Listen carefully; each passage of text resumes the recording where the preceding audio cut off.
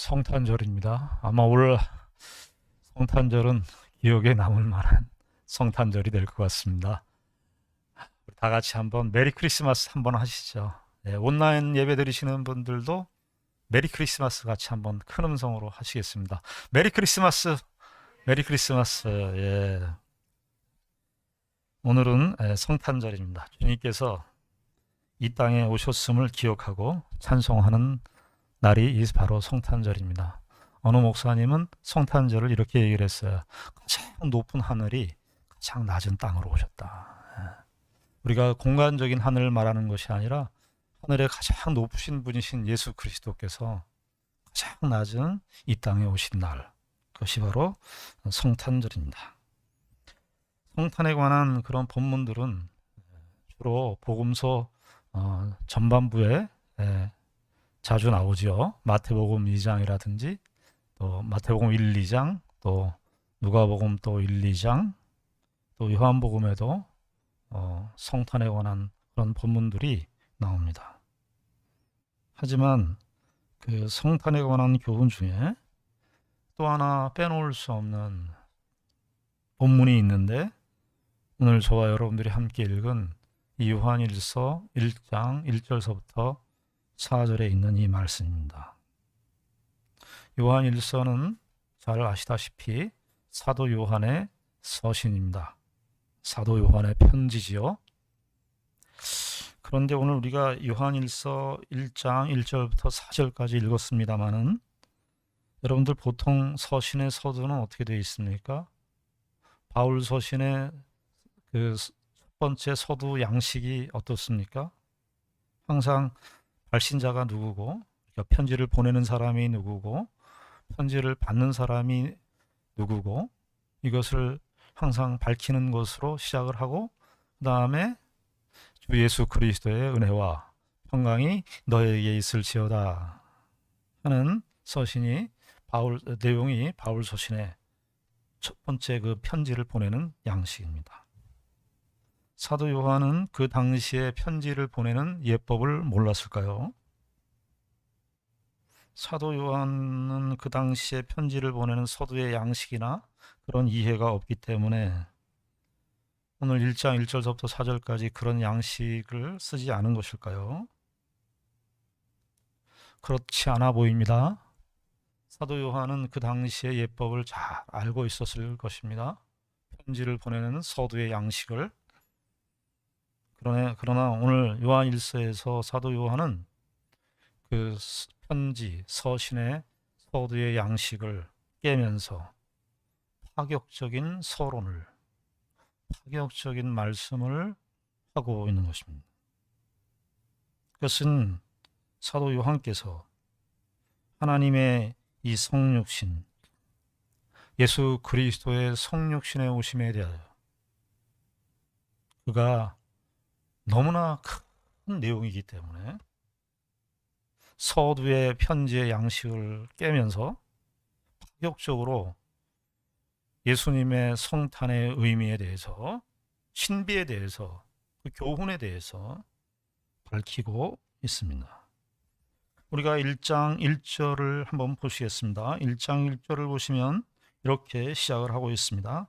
태초부터 있는 생명의 말씀에 관하여는 우리가 들은 바요, 눈으로 본 바요, 자세히 보고 우리 손으로 만진 바라. 요한복음 1장 14절에 나오는 말씀이 육신이 되어 우리 가운데 거하심에 은혜와 진리가 충만하더라. 이것도 아주 중요한 성탄 본문이죠. 우리 1장 1절도 아주 중요한 성탄에 관한, 예수님의 성육신에 관한 아주 중요한 그런 내용인데요. 우리 한번 이 시간에 1장 1절 말씀을 한번 외워보실까요? 온라인 예배 드리시는 분들도 제가 요즘에 영안이 밝아져 가지고 제가 다 보고 있습니다. 네, 집사님들 다 보고 있어요. 네, 한번 외워보십시다. 우리가 눈 감고 성탄절에, 정말 성탄절의 이 말씀의 의미를 우리가 좀 분명히 하기 위해서 좀 한번 외워보십시다. 태초부터 있는 생명의 말씀에 관하여는 우리가 들은 바요, 눈으로 본 바요, 자세히 보고 우리 손으로 만진 바라. 보셨습니까? 태초부터 있는 생명의 말씀에 관하여는 우리가 들은 바요, 우리가 본 바요, 우리의 눈으로 본 바요, 자세히 보고 우리의 손으로 만진 바라. 저도 확실하게 아직 외우지를 못하는데, 자, 1장 1절에 사도 요한이 말이죠, 예수 그리스도의 성육신을 말하는데요, 세 가지 감각기관을 동원합니다. 무슨 감각기관을 동원합니까? 들었다, 듣는다 라고 하는 표현을 쓴 걸 보니까 청각이에요, 청각. 그리고 눈으로 보았다. 눈으로 보았다. 우리의 눈들로, 정확하게 하면 우리의 눈들로 보았다. 그건 눈, 귀, 시각, 눈. 그 다음에 여기 1절 끝에 어떻게 되어 있습니까? 우리의 손. 사도 요한이 이 편지를 쓴 시점이 예수님이 돌아가시고 주후, 예수님께서 33년에 돌아가셨으니까 그 이후에 한 60년 혹은 짧게 잡으면 50년 정도 지난 시점이었고, 사도 요한의 나이나 연세는 80이 넘은 것으로 보입니다. 그런데 사도 요한의 눈, 사도 요한의 귀, 사도 요한의 손은 육신적으로는 이제 노화가 돼서 그 감각이, 육신적인 감각은 떨어져 있었을 것입니다.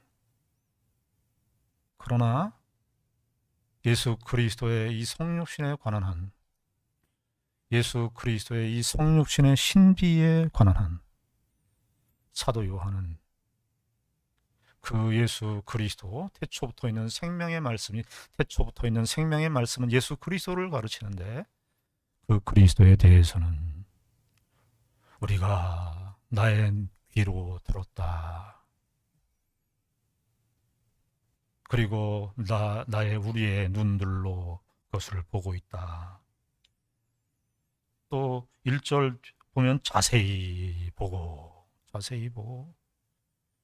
우리의 손으로, 촉각이죠, 촉각, 우리의 손으로 만졌다. 그렇게 얘기를 합니다.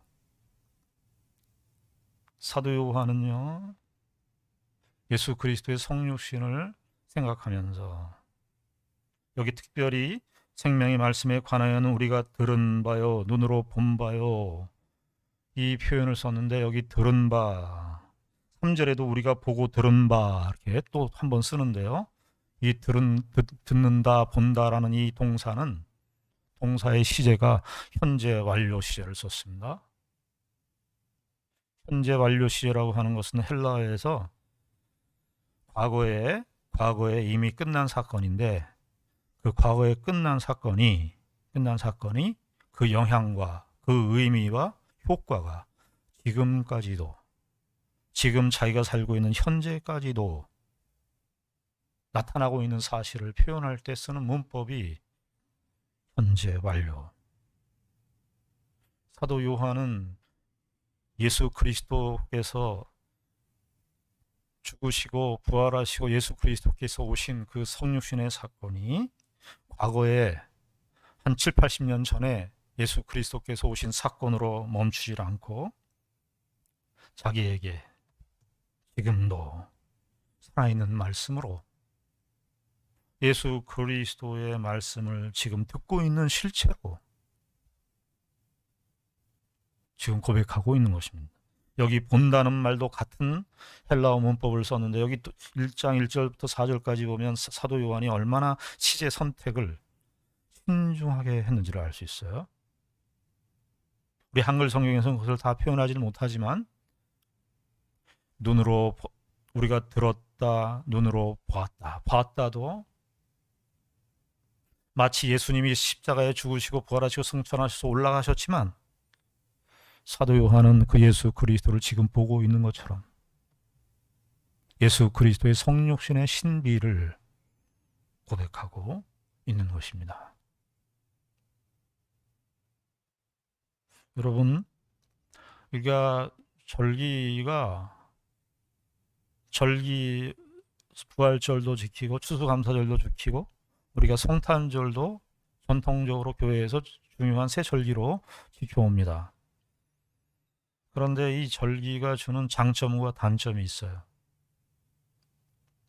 절기를 지키면서 예수 그리스도께서 죽으시고 부활하신 사실을 한번 기억하고 감사하는, 성탄절도 예수 그리스도의 오심을 기뻐하면서 감사하는 그런 측면에서 장점이 있을 수 있습니다만은, 단점은 뭐냐 하면 그 절기를 지키는 것으로 까맣게 잊어버립니다. 부활절 지키는 것으로 부활절을, 예수 그리스도의 부활에 관한 그 의미와 교훈들을 생각하지 않습니다. 성육신, 특별히 이 성탄절은요, 세상에서 그동안 많이 공격을 받아왔던 절기 중에 하나입니다. 여러분들 솔직히 생각해 보십시오. 여러분들 성탄절이 되면 누가 떠오릅니까? 무엇이 떠오르나요? 세상이 무엇이 성탄절 하면 예수님을 떠올립니까? 성탄절 하면 사람들이 떠올리는 것은 산타클로스죠. 성탄절 하면 사람들이 떠올리는 것은 백화점 선물. 사도 요한은 그의 나이 80세가 되는 노년의 시점에 있어서도 자기가 눈을 감으면은 예수 그리스도가 보이고, 눈을 뜨고 있을 때는 예수 그리스도가 보이고, 눈을 감고 있었을 때는 예수 그리스도의 말씀이 늘 들리는 거예요. 늘.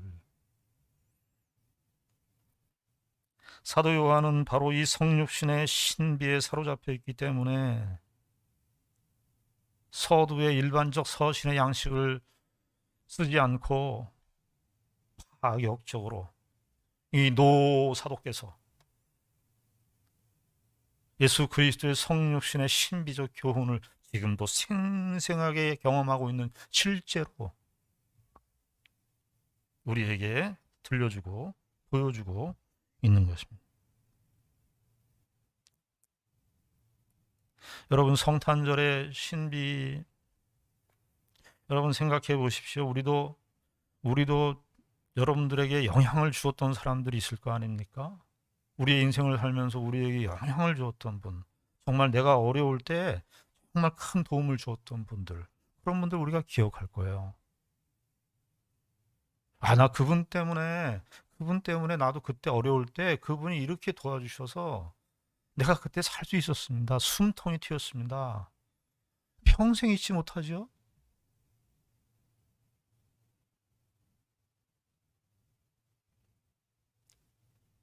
플라톤이라고 하는 유명한 철학자도 있습니다만, 플라톤도 그의 스승인 소크라테스의 영향을 잊지를 못해서요, 소크라테스 사후에도 플라톤이 그의 책에다가 자기 소크라테스를 삼자화시켜서 자기의 책과 철학 속에 다 표현해냈어요. 사도 요한은 예수 그리스도를 생각할 때 예수 그리스도께서 그냥 자기를 구원해 주신 주님 그 정도로만 생각한 것이 아니라, 오늘 1절에 나와 있는 이게 태초부터 있는이라고 되어 있는데, 정확하게 얘기하면은 태초부터 있어 오셨던 그분, 사도 요한도 자신의 인생에 여러 영향을 끼쳤던 인물들이 있었을지 모르지만 예수 그리스도를 능가하는 인물이 없었던 거예요.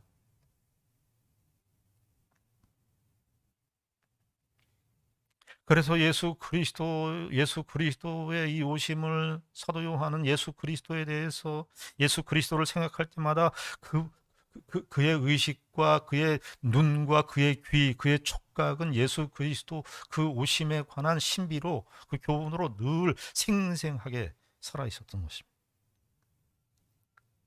성육신의 신비, 오늘 설교의 제목이 성육신의 신비인데요. 성육신의 신비가 하나님이 이 땅에 인간의 몸을 입고 오셨다는 사실 자체의 신비만 있는 것이 아니라, 오늘 사도 요한은 두 번째 차원의 신비를 이야기하고 있는데, 그것이 뭐냐 하면 그 예수 그리스도의 성육신의 그 과거적 사건이 자신의 현재 삶 속에,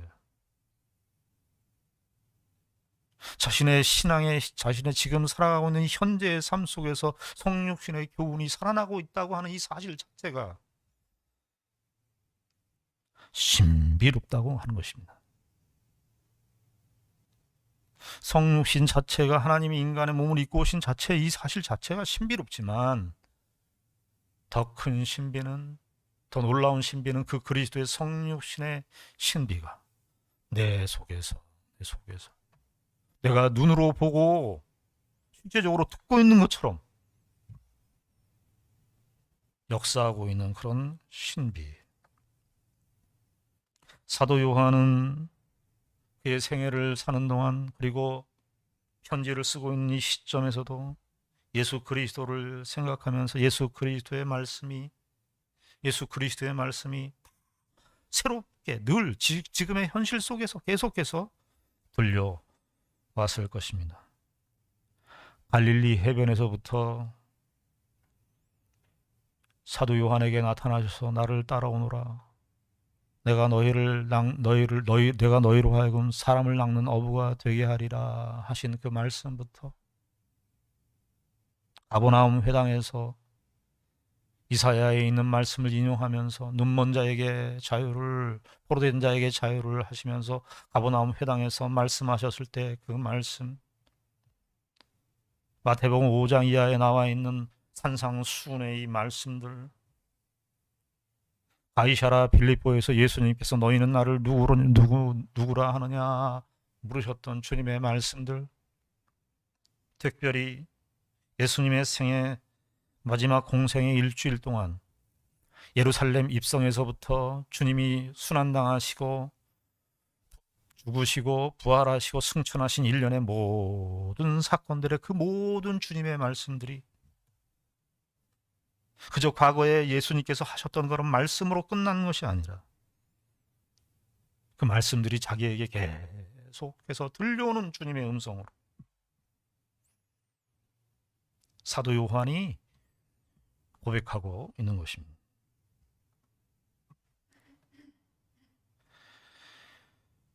신자의 심령과 삶 속에 계속해서 들리는 주의 음성, 이것이 신자의 현재라고 사도 요한이 말하고 있습니다. 저와 여러분들이 성육신, 성탄절만이 예수님의 오심을 우리가 생각하고 기억하는 날이 아니라 우리의 생애 속에서 계속해서 묵상하고 계속해서 우리의 실제의 현재로 예수 그리스도의 이 오심을 기억해야 되는 것입니다.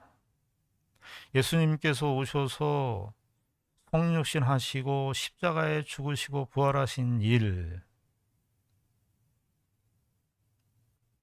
우리를 구원하시기 위해서 행하신 모든 일이지요.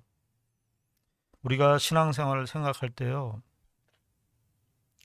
적용을 잘 해보셔야 돼요. 우리의 신앙생활이 정말 본질적인 싸움을 하고 있는지 아니면 비본질적인 싸움을 하고 있는지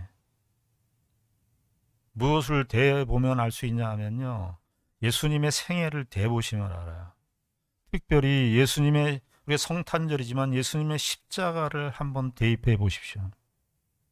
여러분들의 삶의 여러 부분에서 우리가 예수님의 십자가를 한번 대입해 보십시오. 저와 여러분들이 혹시 기대하는 일들이, 소원들이 어떤 성취가 이루어졌어요. 물론 감사한 일이지만 그 성취에 예수님의 십자가를 한번 대입해 보십시오. 예수님의 십자가가, 요즘에 대학 입시철인데 대학 입시에 성공을 했어요. 우리가 원하는 대학에 들어가고 내가 원하는 어떤 직장에 들어가고 하는 그런 일들에 한번 십자가를 대입해 보십시오. 여러분, 십자가가 우리가 세상에서 이루는 성공과 성취에 대해서 십자가가 거기 의미가 있습니까?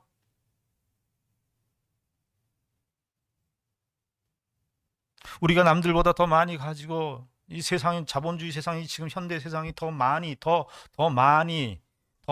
가지고 더 많이 누리고 하는 그런 그 세상의 현실 속에 있는데, 그 더 많이 누리고 더 많은 것을 확보하고 하는 그 모든 현실들에 대해서 십자가를 한번 대보십시오.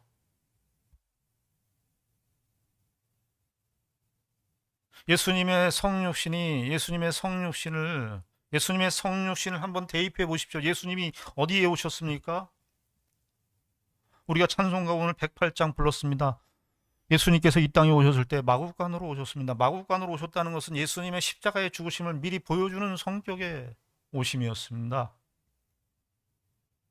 예수님의 오심과 예수님의 십자가의 죽으심으로 끝나는 예수님의 생애 전체를 우리의 삶의 분야에 한번 여러분들이 원하고 우리가 생각하고 바라고 원하고 소망하는 그 모든 현실들에 대해서 한번 적용을 해 보십시오.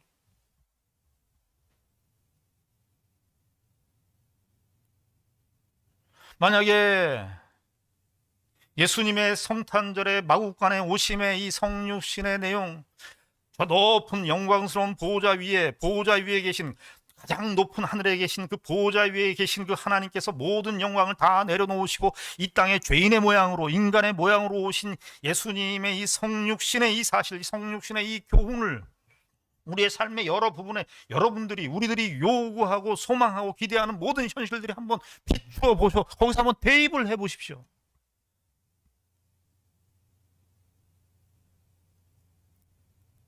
예수님의 이 오심의 이 성육신의 이 사실을 이 내용 이 교훈은 우리의 삶의 현실 속에서 어떻게 어떤 부분에서 적용돼야 되는지, 우리가 정말 신앙의 본질적인 싸움을 하고 있는 것인지, 우리가 헛된 소망을 꿈꾸고 사는 것은 아닌지. 여러분, 오히려 예수님의 이 오심의 성탄은 실패하고 낙심하고 절망스럽고 하는 그 현실 속에 예수님이 오심은 더 큰 의미를 우리에게 가져다 줍니다. 성도가 고난당할 때, 어려울 때, 힘들 때, 그때가 이 성육신의 오심을 적용할 때,